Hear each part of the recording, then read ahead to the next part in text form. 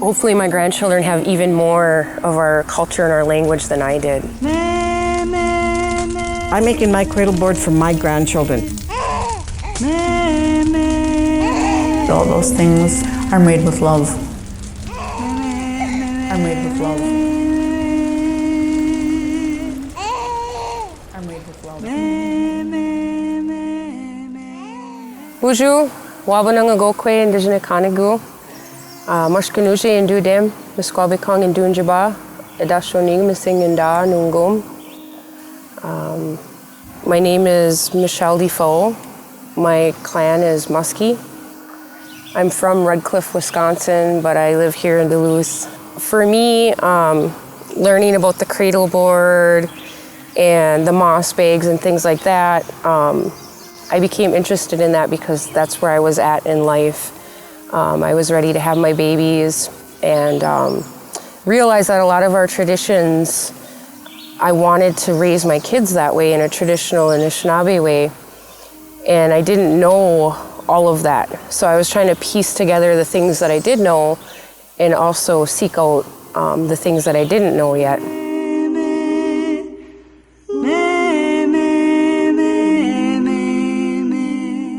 Ojibwemowining, Anishinaabe Grandmother, Misi-zaaga'iganiing and Ojibwemowining and Da. And Gudaswe, Ashinish, Bebonagiz. Here today to talk about my cradleboard that I just finished. It's a gift to my nephew. He's of my clan. He's had a recent baby. Anyway, it was a great opportunity to learn. I did have a grandchild over there. He was my arms and legs to go get the black ash in the swamp. He did a good job because I couldn't lift those things. So I'm lucky to have grandchildren to help me do those things.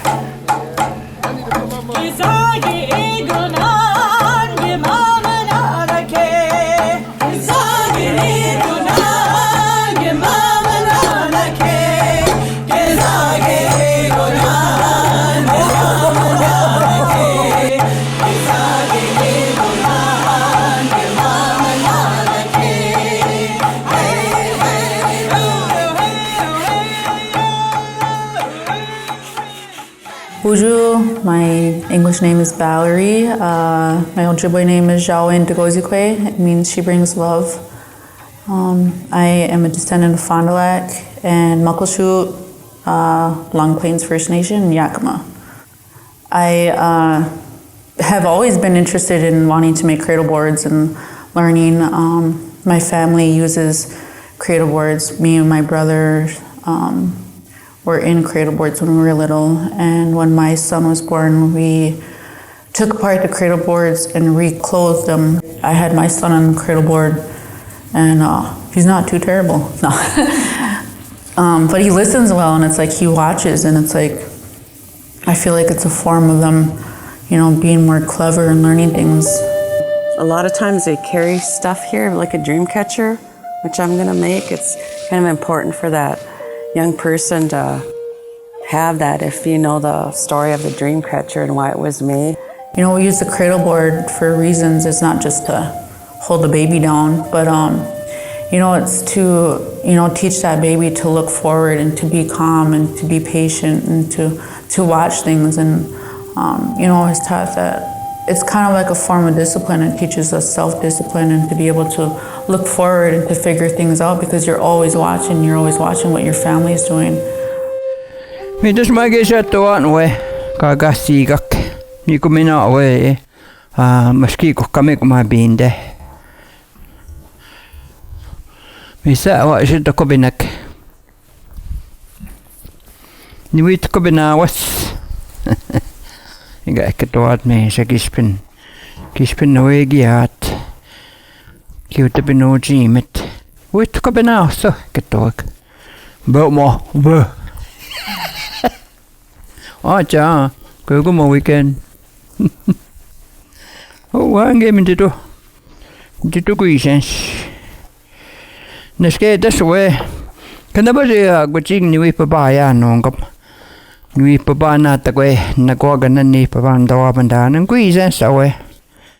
I can talk to you a little bit about the cradleboard. This was extremely challenging. I have to say that it might be one of the hardest things that I've done. At first, to be honest, I thought that, it was going to be kits. Like, oh, here, the headpiece is done, the foot piece is done. And so I kind of was like, oh, I want to really know how to do it from like the beginning to the end. Before we did any of this, we talked to the trees because we believe that the trees are spirits, they're alive, and they've been here longer than us. And so we always need to acknowledge them and put food out for them and feast them before we take anything from them and talk to them and honor them.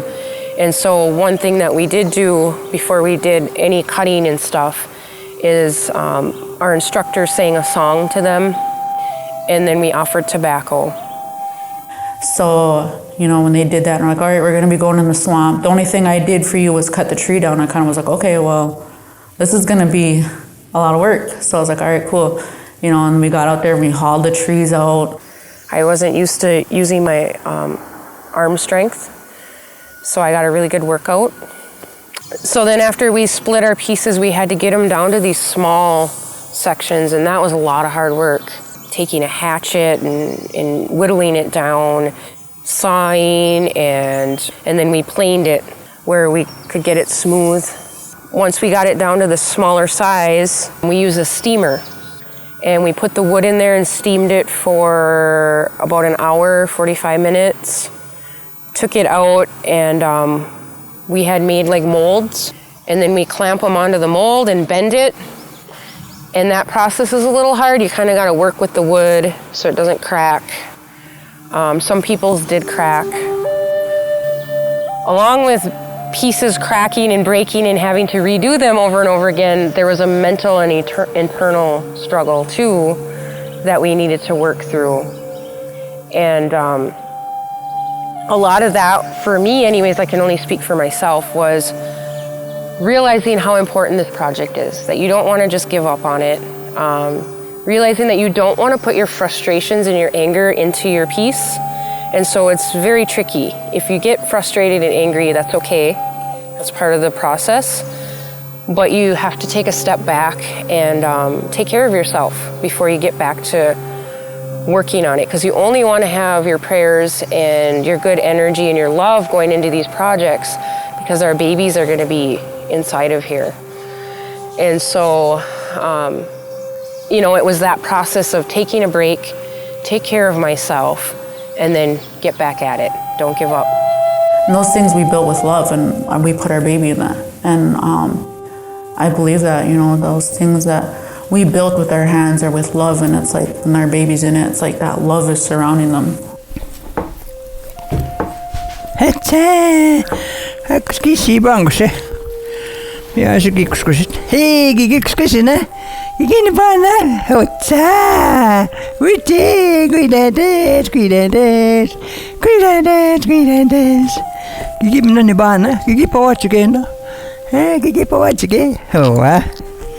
All right, what I've got going here is a very simple moss bag.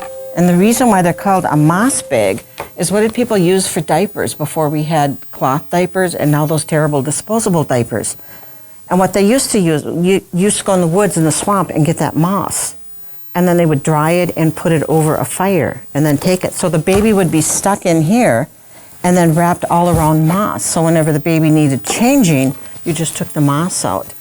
So these are now really fancy, simple moss bags, or basically sometimes they're just like called a poop bag, because if you have a newborn, all they do is eat, pee, and poop.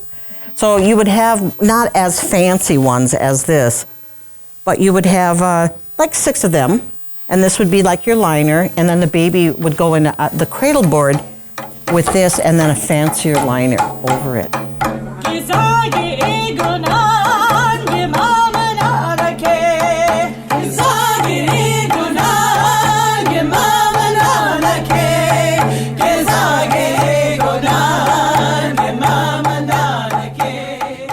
the moss bag and the cradle board, a lot of these teachings I didn't have within my family.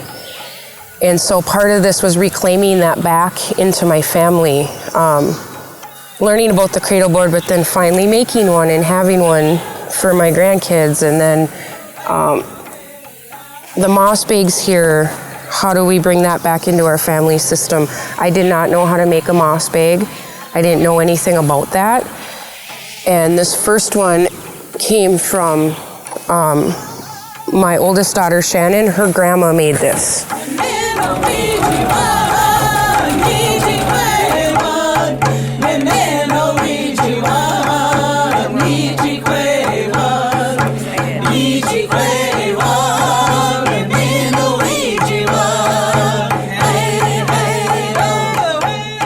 And so there's a lot of research out there that swaddling babies helps them feel like they're still in the mother's womb. And so they spend 9 months in their womb, and then they have 9 months in their moss bag outside. So this is like their outside womb. They come out of their mother, and then they stay in this for about 9 months, and then they're about ready to start learning how to walk, and they go into a different stage of life. And so the moss bag helps them feel that way, safe and secure. I think it's really important to learn these old-time crafts. Like my son was in a cradle board, and my son is now 45. And it became really popular. We were some of the only women that had our babies in the cradle boards back then. And they weren't as fancy because we didn't have the internet. We had to spend, to learn all of this stuff. Like, I mean, you can Google anything. Back then, we didn't have Google. Back then, you literally had to go to the old people's houses and talk to them and find out how to learn this stuff. So I spent a lot of my youth spending a lot of time talking to a lot of old people that are now passed on. Nowadays, I think we're coming back again to learning the traditions. And it was women who were doing it all, and we were sitting there going, what did they do before they had axes? What did they do before they had planers? And knives and things like that. And we were talking about stone tools, and what we came up with is it takes a village. It took the whole village. You had more than one person working on these cradle boards.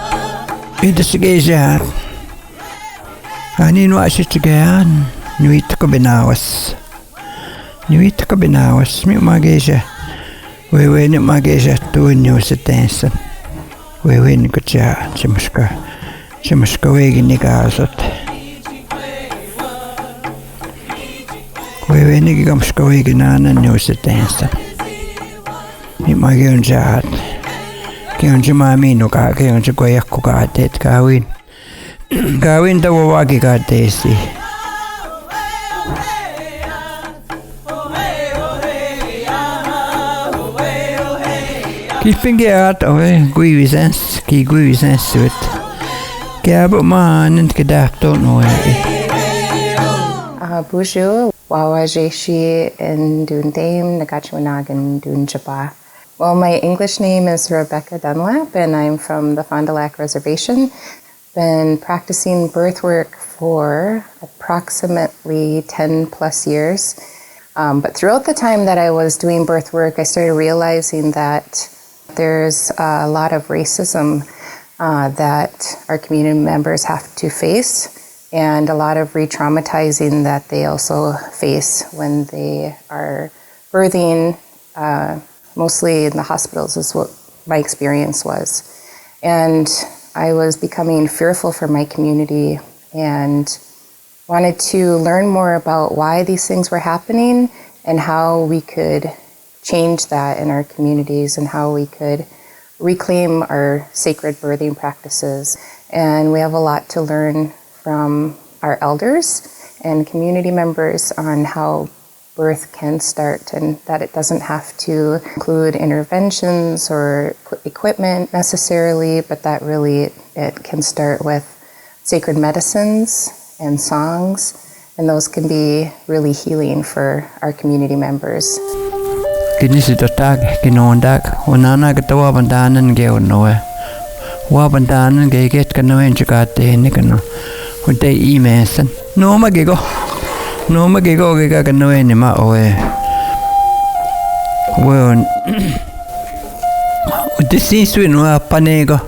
Migo panege siya kanawen taman. Bisko gani mindetot magsha gidami na gispen sagi chikusit win kuchi wistat gidami na o kanawen tan oe gispen na admina student oe kan panedaya tan don ke Hogan don ka dan e this minin ko ga go an mi this oe ganje kanawen jaga te ni ke Hogan ta Waabandan Gudning kun non tamagoe ak uskinigia rogi pasta ano sechen ki we pasta iget antone iget mites ko enen tamami man o entone und this o ganje ja hat benochi ekngi na entamako hanin mi go we buin so what o egin target benochi Minin guys together kage uichiok migo uipago since target magsago kumagot sa kunagiset gutingisan mi oen jagachimot kipen andang oen tang oen Anishinaabe Grandmother. What I was taught is, you make a belly button bag. When when the belly button falls off, you stick it in the bag so that they're not looking or they're not lost. And so it's like I've been trying to teach the women that I work with that, and hopefully that it comes back.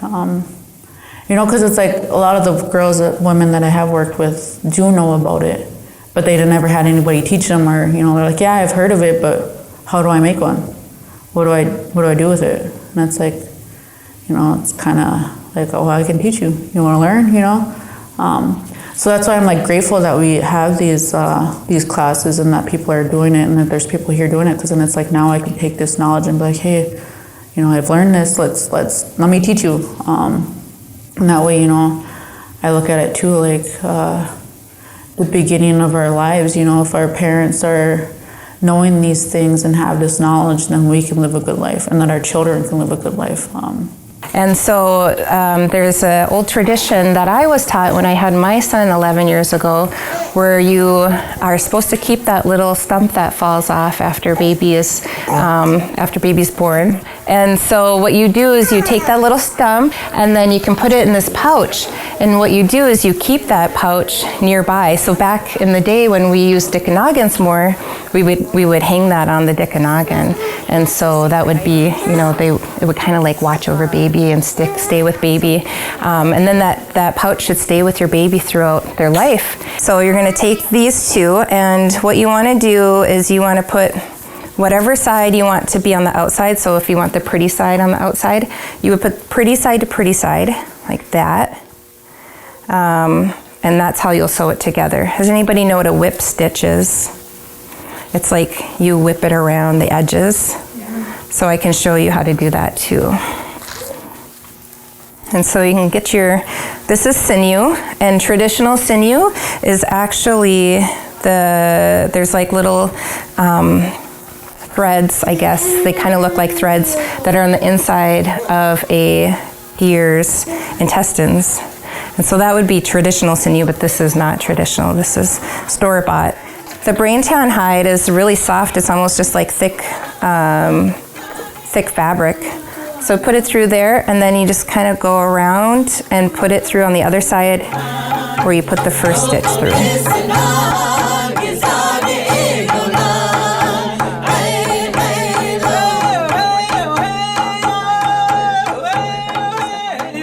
I think it's really important to empower women when they're in labor and when they're in birth. That is one of the most amazing experiences somebody can go through.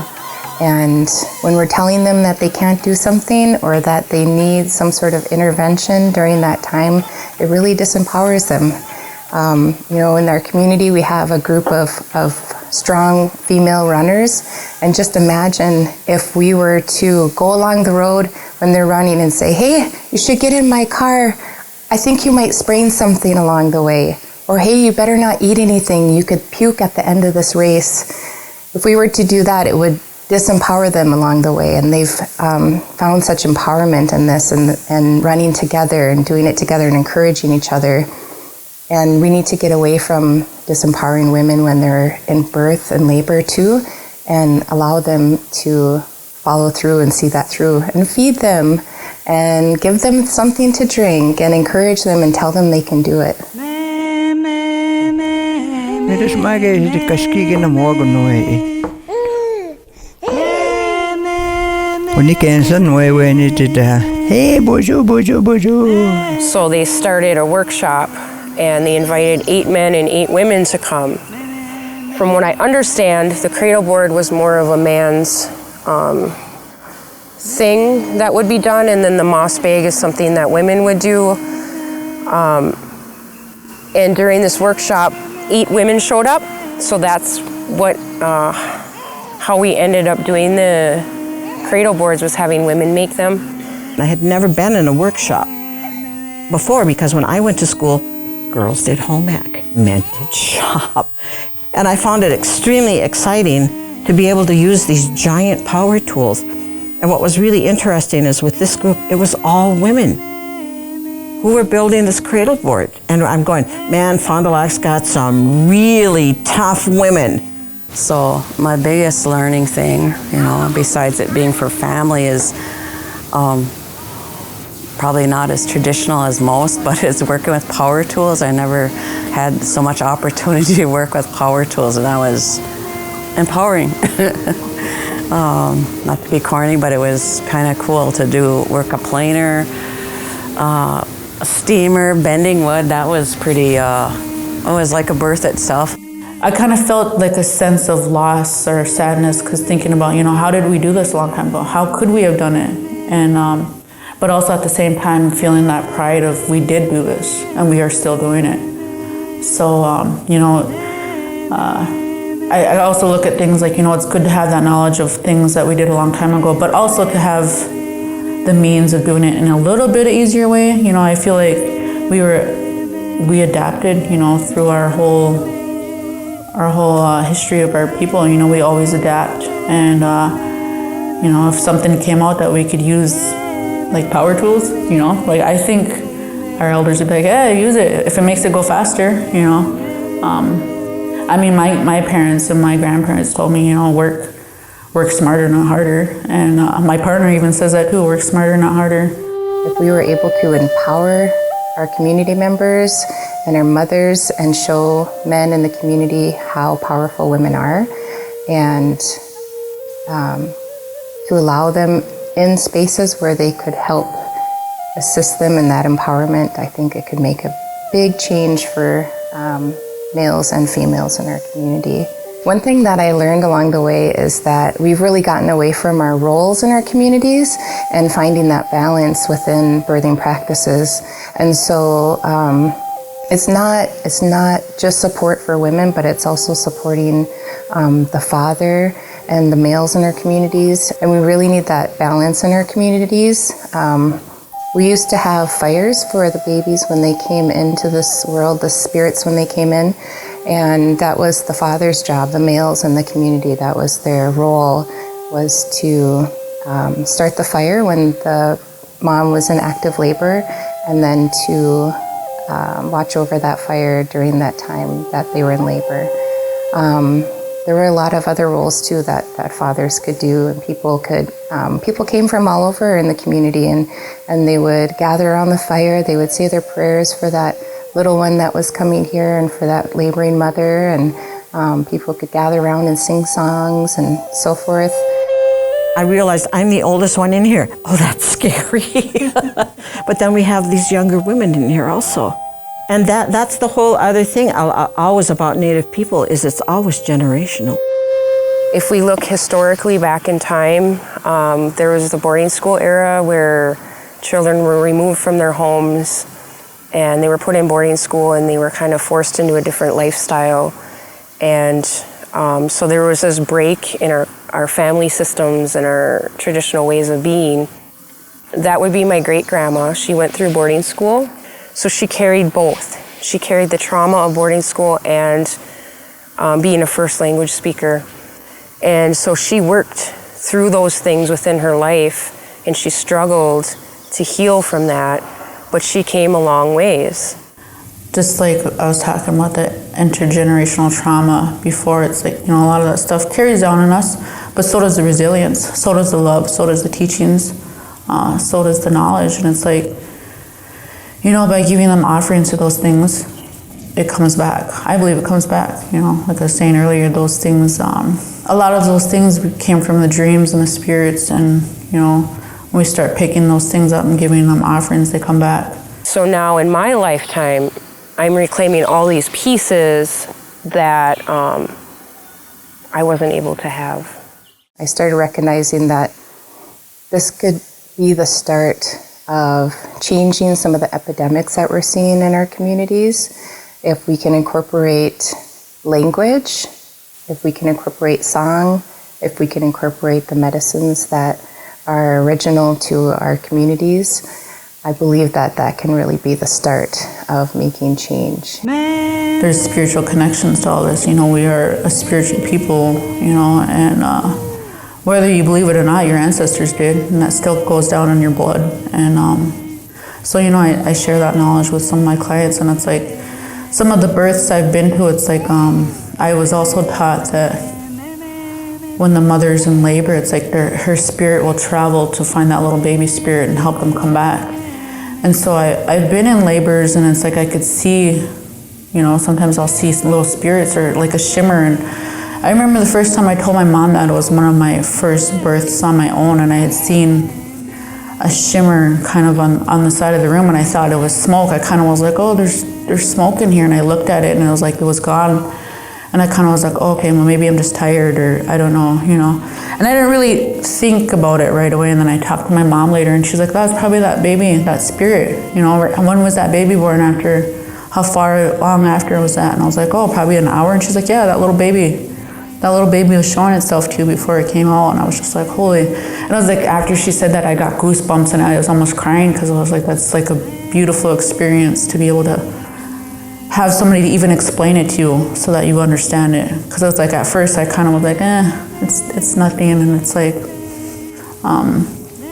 it kind of builds that faith in myself too, to not doubt those things, to not doubt the spirit and these things that we have, and that are carried down, in our communities. There's a lot of historical trauma, and I do believe that comes right from birth. It's like, if you're in a hospital and you have a traumatic birth, and it's like, that baby, and you feel it, and it's like, what can we do to help that? There's ceremonies we have for that, but it's like, if we don't have that knowledge and we're not sharing it with each other, how can we get any better? And all of that gave me life lessons. So it wasn't just about that baby inside of me, but after that I realized how to be in a healthy relationship with people too, with family members and partners and things like that. That baby that came to me taught me how to take care of myself too. So there was a learning process about how to take care of the baby, but also self-care. So that was a huge piece of it. And those teachings I took with me forever. Like I said, all those things are made with love, and once you have those things, it's like, look, this cradleboard, your grandmother made that. She put in all that time and hard work. That moss bag, she cut out all those pieces and sewed it together for you and for our family. And those things are surrounded by love. And it's a lot better than saying, oh, I went out and bought this car seat, because I was thinking about you.